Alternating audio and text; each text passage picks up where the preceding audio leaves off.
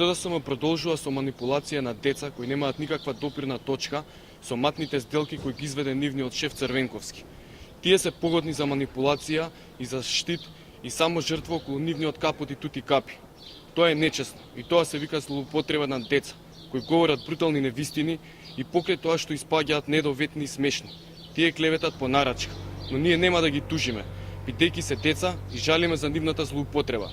Продолжуваат со тактиката миши да ти бајам и дрско и поценувачки сакаат да не убедат сите нас 2 милиони живи души, само свесни граѓани, дека кога тие беа на власт течеше мед и млеко, а дека маките на стечајците, татовците, избрканите од работа, ограбените пензионери, понижените студенти не се случиле и не се дело на нивниот Црвенковски кој тогаш беше премиер, туку на некој друг.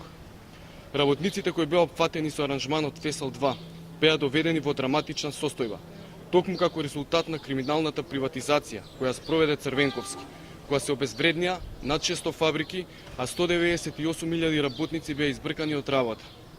Меѓу нив, овие работници од фирмите од Фесел 2 не беа подмирени со аранжманот Фесел 1, кој го склучи Црвенковски во 1995 година, а за кој, како пратеник, гласаше таткото на малиот Давидковски, кој сега држи безсмислени конференции, при кој аранжман Црвенковски жема $60 милиони кредит, за да ги подмири работниците, но средствата исчезнаа, а работниците не ги видоа.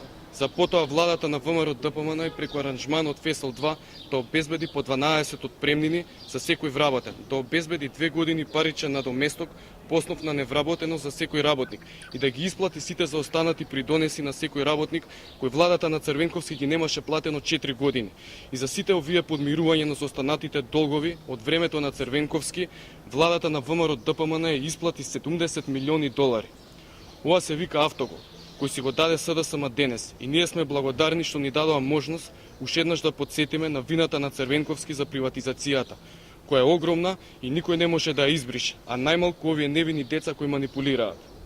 Дел од компаниите од Фесел 2 аранжманот потоа беа рестартирани како Југохром, Фени, и дел од работниците се вратија на работа, за разлика од кожара, стаклара, железара, кој Бранко ги уништи, а работниците ги прати дома. Затоа граѓаните гласаат за ВМРО ДПМН. Тие имаат можност да видат во изминатите години кој се грижеше за нив, а кој беше против нивните интереси. И тоа во 6 изборни циклуси со поддршката на ВМРО ДПМН го покажуваат. Граѓаните не може да ги излаже Црвенковски. Тие се луѓе со свест и разум и не трпат подценување како што Црвенковски им правите новиве. И затоа повторно ќе го казнат на избори. Ви благодарам.